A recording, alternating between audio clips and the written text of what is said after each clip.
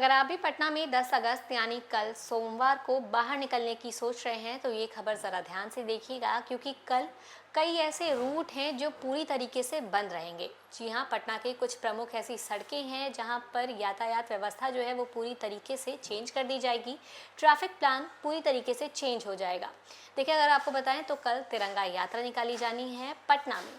जी हाँ, सोमवार को तिरंगा यात्रा निकाली जानी है पटना में, और उसी को देखते हुए ये ट्रैफिक रूट जो है वो प्लान किया गया है। अब कौन कौन से ऐसे रास्ते हैं जहां पर आपको कल परेशानी हो सकती है, कौन कौन से ऐसे मार्ग हैं जो पूरी तरीके से बंद रहेंगे, ये सब कुछ अभी हम आपको इस रिपोर्ट में बताएंगे। उसके पहले नमस्कार, न्यूज़ फॉर नेशन देख रहे हैं आप, और मैं हूँ अदिति आपके साथ। देखिए, अगर आपको बताएं तो पटना में 10 अगस्त को अगर आप भी घर से बाहर निकलने वाले हैं तो ये खबर ज़रा ध्यान से सुन लीजिएगा, क्योंकि पटना में कल यानी सोमवार की सुबह निकालने वाली तिरंगा यात्रा को लेकर ट्रैफिक व्यवस्था में बड़ा बदलाव किया गया है।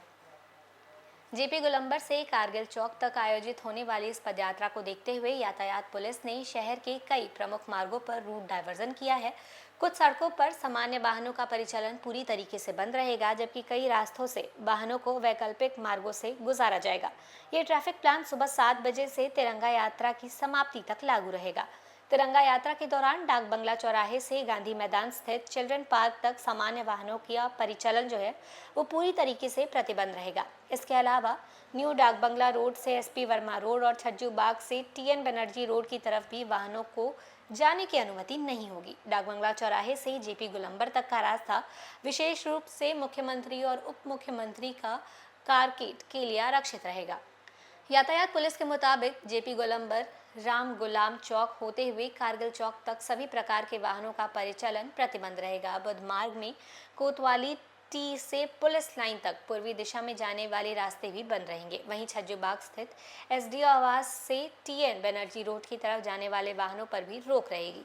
बुध मार्ग से छज्जूबाग मोड़ होते हुए एसडीओ आवास की तरफ जाने वाले वाहनों के लिए भी नो एंट्री लागू रहेगी। देखिए, अगर आपको बताएं तो तिरंगा यात्रा के कारण सिर्फ निजी वाहनों का ही नहीं बल्कि मालवाहक और व्यावसायिक वाहनों का परिचालन भी प्रभावित रहेगा। शहर में मालवाहक वाहनों के प्रवेश और निकास के लिए वैकल्पिक मार्ग निर्धारित किए गए हैं। चिरैया टाट और गोरिया टोली के तरफ मालवाहक वाहनों का परिचालन नहीं होगा। वहीं मीठापुर से बुध मार्ग की ओर जाने वाले मालवाहक वाहनों पर भी रोक रहेगी। इसके अलावा आर ब्लॉक गोलंबर से आयकर गोलंबर की ओर मालवाहक वाहनों को जाने की अनुमति नहीं होगी, और गोरैया टोली से गांधी मैदान की तरफ व्यावसायिक वाहनों का प्रवेश भी पूरी तरीके से प्रतिबंध रहेगा। पटना जंक्शन से गांधी मैदान की तरफ आने वाली ऑटो को भी निर्धारित वैकल्पिक मार्ग से चलना होगा। ये ऑटो डाक बंगला चौराहे से न्यू डाक बंगला रोड और फिर भट्टाचार्य मोड़ होते हुए एग्जीबिशन रोड तक जाएंगे।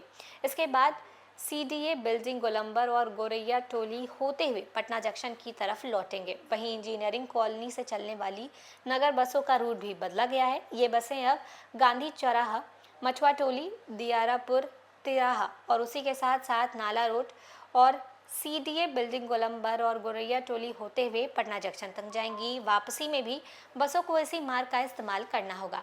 पटना सिटी की तरफ से आने वाली ऑटो और ई रिक्शा को भी तिरंगा यात्रा के दौरान बदले हुए रूट से गुजरना होगा।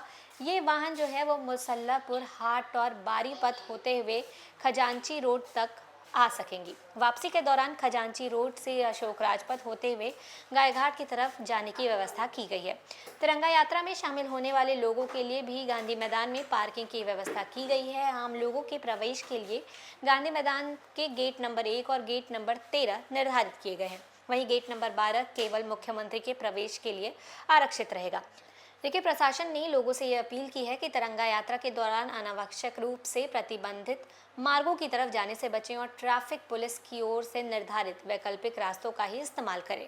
वहीं अगर आपको बताएं तो वोल्टास मोड़ से उत्तर की तरफ जाने वाले वाहन जो है वो विद्यापति मार्ग और बुध मार्ग होते हुए पुलिस लाइन तिराहा की तरफ जा सकेंगे। आयुक्त कार्यालय के सामने जेपी गंगापथ के नीचे बने गोलंबर से गांधी मैदान की तरफ आने वाले फ्लैंक पर सिर्फ जो है तिरंगा यात्रा में शामिल होने वाले लोग आने की अनुमति उनको रहेगी।